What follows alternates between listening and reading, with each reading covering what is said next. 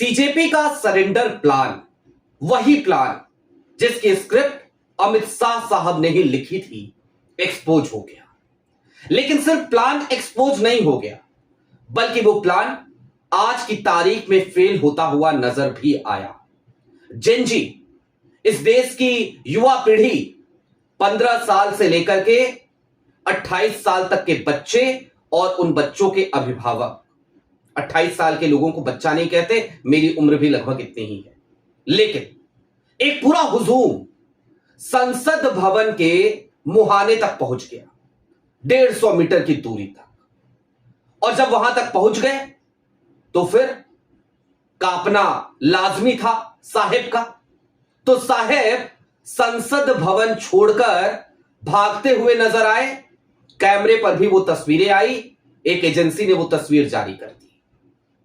दूसरी तरफ जब सीजेपी ने सरेंडर कर दिया, जो उसे करना ही था, जो बात मैं डे वन से कह रहा था और जिसको लेकर आप दर्शकों में से भी कई दर्शक मुझे कह रहे थे कि थोड़ा सा भी इंतजार करना चाहिए, आप डे वन से क्रिटिसाइज कर रहे हैं। लेकिन जब उस सीजेपी ने सरेंडर कर दिया, अपनी नीयत दिखा दी, और कैसे दिखाई वो भी बताऊंगा, बाकायदा उसके प्रवक्ता का बयान आया। उसके बाद मानसून सत्र के पहले दिन विपक्ष की पहली आवाज, कांग्रेस की पहली आवाज, और उसने पॉलिटिकल माइलेज नहीं देखा। राहुल गांधी ने, मल्लिकार्जुन खड़गे ने मोर्चा खोला और छात्रों के ऊपर आज जो लाठीचार्ज हो रहा था ना, वहां पे वो युवा जो सोनम वांगचुक के भरोसे, अभिजीत दीपके के भरोसे आए थे, जिनके ऊपर लाठियां बज रही थी, उनका मुद्दा सदन में उठाया। कुल मिलाकर अखिलेश यादव भी साथ आए और बाकी जिनको राजनीतिक रोटियां सेकनी है वो सेक रहे हैं। लेकिन हां, कुछ तथ्य वो बेहद जरूरी है। आज ये वीडियो बहुत ज्यादा लंबी तो नहीं होगी, लेकिन फिर भी धैर्य बनाकर इस वीडियो में अंत तक रहिएगा, क्योंकि आज इस आंदोलन का भी दूध का दूध पानी का पानी करेंगे और साथ ही साथ ये भी समझेंगे कि क्या ये इतिश्री हो गई क्या। नमस्कार, मैं स्वप्निल और आप मुद्दा देख रहे हैं। दोस्तों, आगे बढ़ें उससे पहले वही छोटी सी अपील। मुद्दा इन दिनों एक गंभीर आर्थिक संकट से जूझ रहा है। एक तरफ जहां हमारे मेन बैंक अकाउंट्स बीते लंबे समय से फ्रीज चल रहे हैं, तो दूसरी तरफ हमारे 2.5 साल पुराने चैनल को हमसे लंबे समय तक छीन कर रखा गया था। ऐसे में डे टू डे ऑपरेशंस में मुद्दा को काफी मुश्किलों का सामना करना पड़ता है। लिहाजा आपसे गुजारिश है, यदि आप चाहें तो स्क्रीन पर दिख रहे क्यूआर कोड या फिर के नीचे दिख रहे यूपीआई नंबर्स के जरिए मुद्दा की छोटी छोटी मदद जरूर कीजिएगा, ताकि हमारी बेबाकी यूं ही बरकरार रहे। अब आगे बढ़ते हैं और आपकी स्क्रीन पर सबसे पहले मैं सीजेपी का सरेंडर दिखाना चाहता हूं। सोनम वांगचुक की चिट्ठी आपको दिखा दी थी मैंने आज सुबह की वीडियो में, और उस चिट्ठी में भी सीधे तौर पर सरेंडर ही था, लेकिन उससे इतर हटके अब सरेंडर खुल करके आ गया सामने। यहां भैया हम सरेंडर कर रहे हैं। वो एक शेर याद आता है मुझे, अंदर का जहर चूम लिया, धुल कर आ गए, जितने शरीफ लोग थे खुल कर आ गए।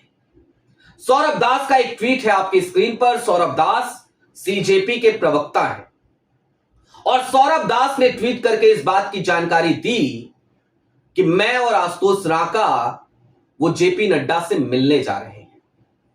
जिस वक्त ये लोग जेपी नड्डा से मिलने जा रहे थे, उस वक्त पे अमित शाह और धर्मेंद्र प्रधान की मुलाकात हो रही है। इसको लेकर के भी गोदी मीडिया की हेडलाइंस बनी, लेकिन उस वक्त पे जब मैंने लोकसभा के भीतर देखा, कार्रवाई संयोगवश उस समय चल रही थी, हालांकि बार बार स्थगित हो रही है कार्रवाई, तो अमित शाह साहब मुझे अंदर ही नजर आए। लेकिन बैठक की खबरें चल रही थी कि मीटिंग हुई, हो सकता है हुई होगी भाई साहब। लेकिन सौरभ दास मिलने जा रहे हैं किससे?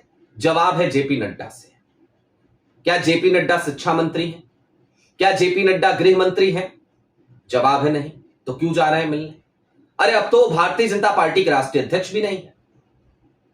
हां ठीक है, लीडर है राज्यसभा में, लेकिन बस इतना ही है, इससे ज्यादा अभी फिलहाल कुछ नहीं।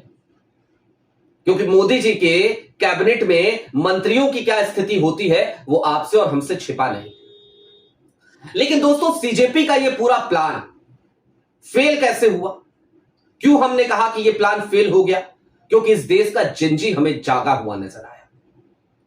एक तरफ सीजेपी के लोग ट्वीट पे ट्वीट करते रहे और दूसरी तरफ जिन युवाओं को इन्होंने आमंत्रित किया था, इनवाइट किया था, वो युवा सड़क पे निकल गए। पुलिस पस्त हो गई, शाह साहब की पुलिस रोक नहीं पाई और संसद भवन के मुहाने तक वो तमाम जिंजी आज पहुंच गए।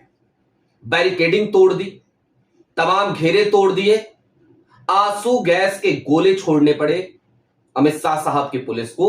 उसके बाद कहीं जाकर के कंट्रोल जिंजी वर्ग को दिल्ली पुलिस कर पाई और अभी भी मशक्कत कर रही है, क्योंकि इन युवाओं को अगर रेल भवन से हटाया जाता है, रेल भवन और संसद भवन की दूरी लगभग 200 मीटर की है, तो ये वायुसेना भवन की तरफ चले जाते हैं।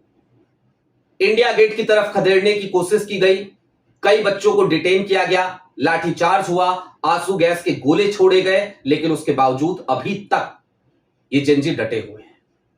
लेकिन जिस वक्त ये जिंजी डटे हुए थे, मुकाबला कर रहे थे दिल्ली पुलिस के आंसू गैस के गोलों का, दिल्ली पुलिस की लाठियों का, जिस वक्त इन बच्चों को बसों में भरा जा रहा था, उस वक्त पे देश के प्रधानमंत्री क्या कर रहे थे? आपकी स्क्रीन पर वीडियो चल रही है, देश के प्रधानमंत्री ये कर रहे थे। जैसे ही जिंजी संसद भवन की तरफ कूच किए, मोदी जी संसद भवन से निकल लिए। 9 तो 11 हो लिए, रुक नहीं पाए, थम नहीं पाए।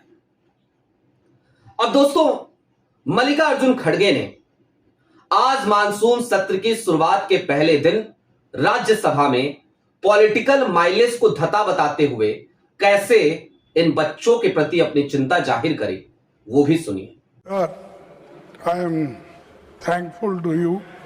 You have given me an opportunity to put forth my views about this paper leak and NEET examination घोटाला and नो चंदा चोरी तो है ही है, सब उसके समर्थक उधर बैठे हैं, लेकिन सर ये स्टूडेंट का मामला है, ये स्टूडेंट का मामला है जो लाखों बच्चों की जो भविष्य है, उनके भविष्य के बारे में मैं बात कर रहा हूं।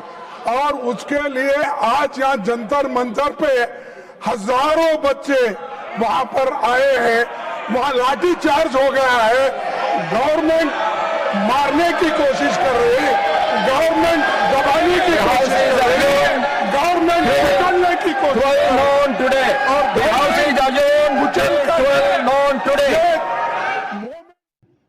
सुना आपने मल्लिकार्जुन खड़गे को। खड़गे साहब ने सीधे तौर पे कहा कि छात्रों पे लाठीचार्ज हो रहा है। बीच में किसी ने कहा चंदा चोरी, तो उन्होंने कहा वो भी है, वो लोग तो उधर बैठे हैं, लेकिन उससे बड़ा मुद्दा ये है। हालांकि मैंने पॉलिटिकल माइलेज शब्द का इस्तेमाल किया।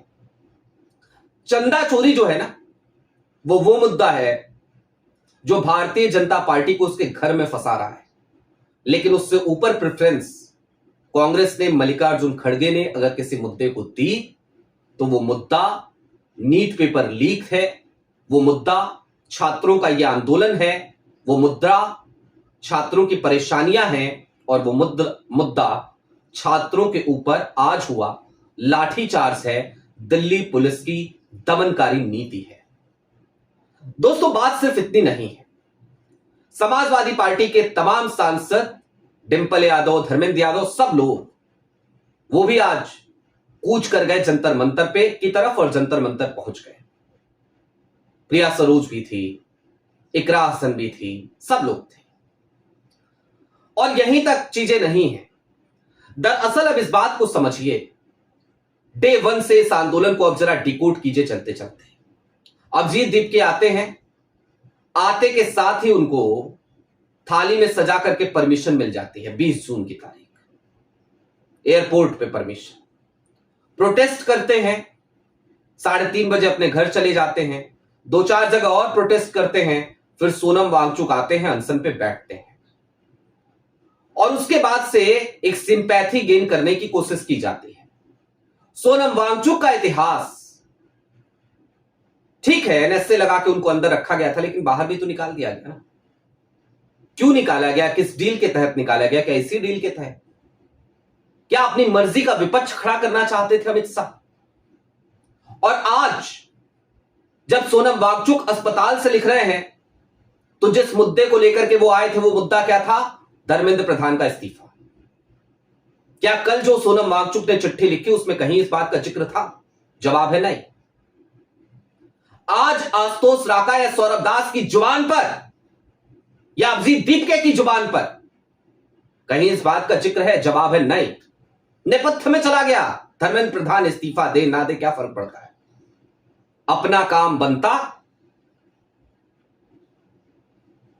समझ जाइए, जहां जाए जनता। तो ये इन लोगों का वास्तविक चरित्र आज खुल करके सामने आ गया।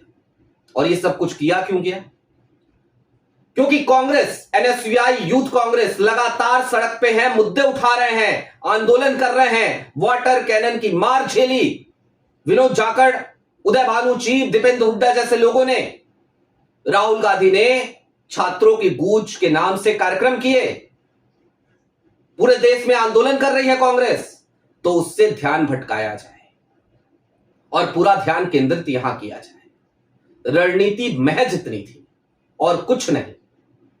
विपक्ष को नकारा बताने वाली सीजेपी, अभिजीत दीपके, सोनम वांगचुक जैसे लोग, वो आज उन तमाम युवाओं के गुनहगार हैं जो इनके आमंत्रण पे दिल्ली आए थे, जिन्होंने आज लाठियां खाई हैं, जो घायल हुए हैं या जो इस वक्त पुलिस की हिरासत में है। आपकी क्या राय है वो हमें कमेंट बॉक्स में जरूर बताइएगा। अभी के लिए दीजिए इजाजत। चलते चलते फिर वही अपील, चैनल पे नए हो तो सब्सक्राइब करते हुए जाइएगा, सक्षम हो तो मुद्दा की छोटी छोटी मदद जरूर कीजिएगा ताकि हमारी बेबाकी यूं ही बरकरार रहे। बहुत शुक्रिया।